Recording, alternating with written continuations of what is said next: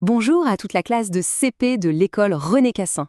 Alors, bienvenue dans notre journal de bord. On va repartir ensemble pour un petit voyage dans le temps et revivre la super semaine d'apprentissage qu'on vient de passer. Alors, prêt? On va revivre ensemble toutes les super découvertes qui ont été partagées avec l'ordinateur. Franchement, c'était une semaine super chargée en trouvailles. Allez, c'est parti pour notre première mission, devenir des champions des calculs.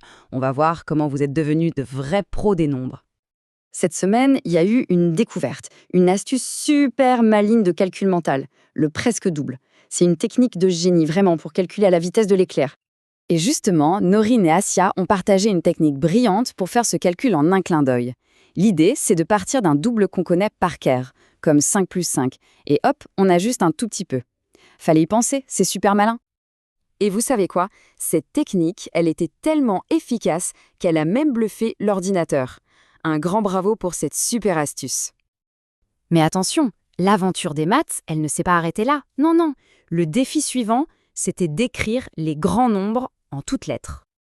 Et là, c'est Jovan qui a montré à tout le monde comment écrire 38, mais parfaitement, hein, chaque lettre bien à sa place et surtout sans oublier le fameux trait d'union.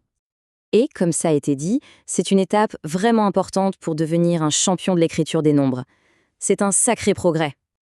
Allez, on quitte les nombres pour notre prochaine aventure et on va voir comment la classe s'est transformée en véritable magicien des mots. Ah, le B et le D. C'est vrai qu'ils se ressemblent comme deux gouttes d'eau et parfois ils aiment bien nous jouer des tours. Mais il existe une super astuce pour ne plus jamais se tromper. Et cette astuce, c'est Ali qui l'a trouvée et partagée. Pour la lettre B, c'est simple. On pense d'abord au bâton et ensuite à la boule. C'est tout bête quand on y pense, mais ça change absolument tout. C'est une super astuce, hein, et grâce à elle, tout le monde peut lire avec beaucoup plus de confiance. Une vraie idée de magicien des mots. Bon, après les mots, on change complètement d'ambiance. On enfile les baskets et on file sur le terrain de sport, pour percer le secret d'un lancer super puissant. Et cette semaine, il y en a eu des lancers qui sont allés loin. On a vu Asia, par exemple, qui a maîtrisé le geste à la perfection, mais aussi Liem, qui nous a montré une technique incroyable.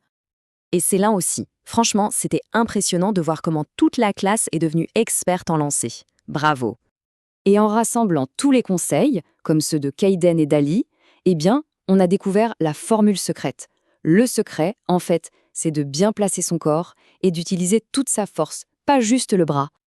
Et oui, c'est exactement ça, la meilleure façon pour que le lancer parte super loin et super fort. C'est la technique des vrais champions, ça. Ok, on range le matériel de sport et maintenant, on enfile notre chapeau d'explorateur. On part à la découverte des mystères du monde d'avant et des forêts profondes.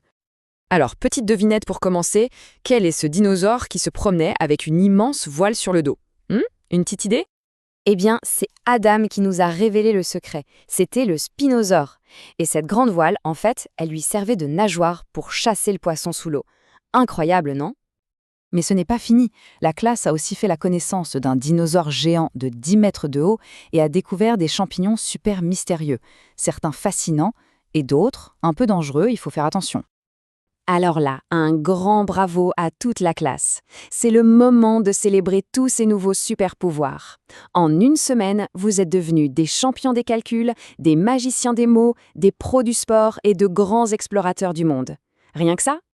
C'était une semaine vraiment fantastique. Du coup, on termine avec une question super excitante. Qu'est-ce qu'on va bien pouvoir découvrir la semaine prochaine? On a déjà hâte de voir ça.